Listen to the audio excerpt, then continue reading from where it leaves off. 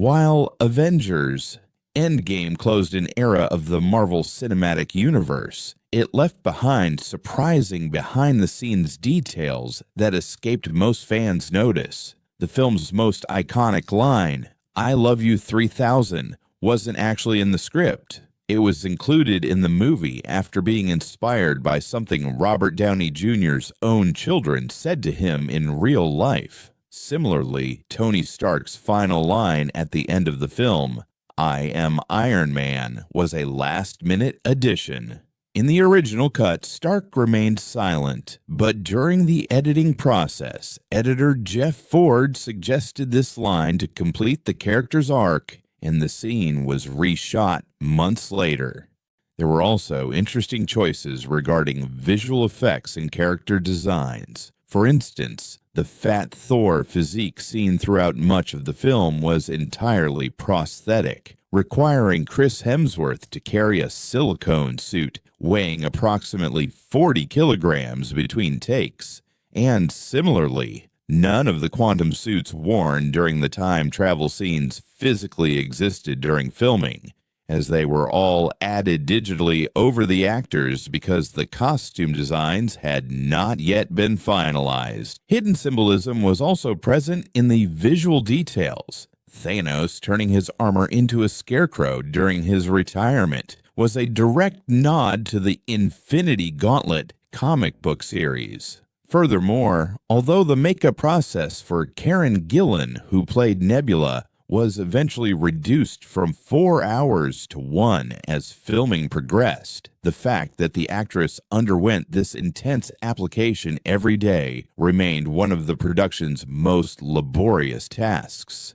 Captain Marvel's short-haired look in the film was also entirely digital. Brie Larson actually had long hair while the scenes were being shot, but her hair was completely altered in post-production to match the character's modern appearance in the comics. The film's script secrecy was so extreme that Tom Holland, who plays Spider-Man, wasn't even told who he was fighting during filming. He only found out who his opponent was when the movie was released, having spent the shoot punching the air. Similarly, Black Widow's sacrifice on Vormir was originally very different. In the initial footage, Thanos and his army attacked the planet, and Natasha and Clint made their decision while under heavy fire. However, the directors decided to reshoot the scene in its final, quieter, and more dramatic form because they wanted the focus to remain on the emotional bond between the two characters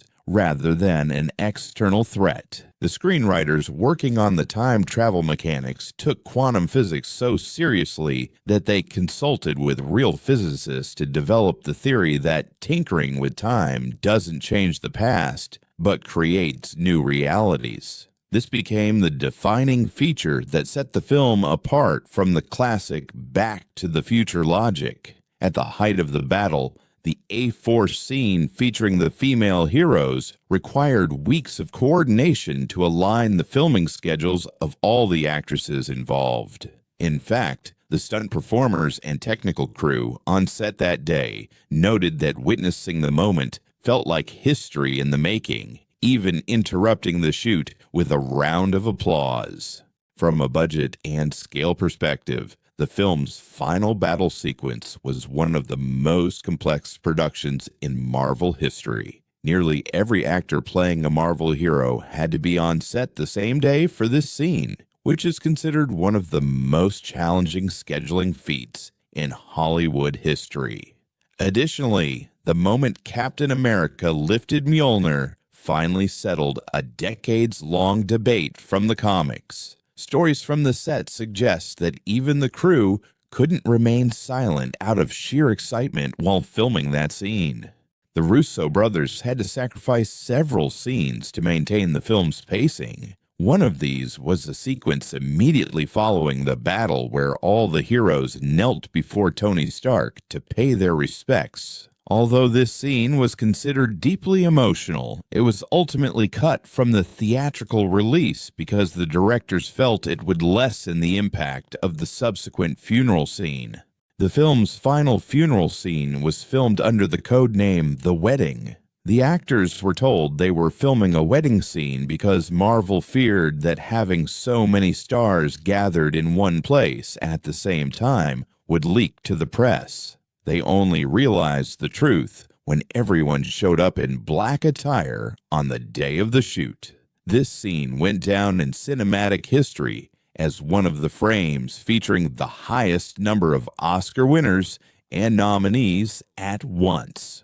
Tom Holland even made fans laugh in later interviews by confessing that he still thought it was a wedding during the shoot, even asking, "Where's Robert?" After the film's release, Marvel confirmed that the mysterious teenager at Tony Stark's funeral was actually the young boy from Iron Man 3, Harley Keener, serving as a subtle nod to the universe's continuity. Finally, the actor portraying the elderly Steve Rogers was indeed Chris Evans. Not only was heavy makeup applied, but Evans's shoulders and body were also digitally shrunken in post-production to make the character look as if he were truly over 100 years old.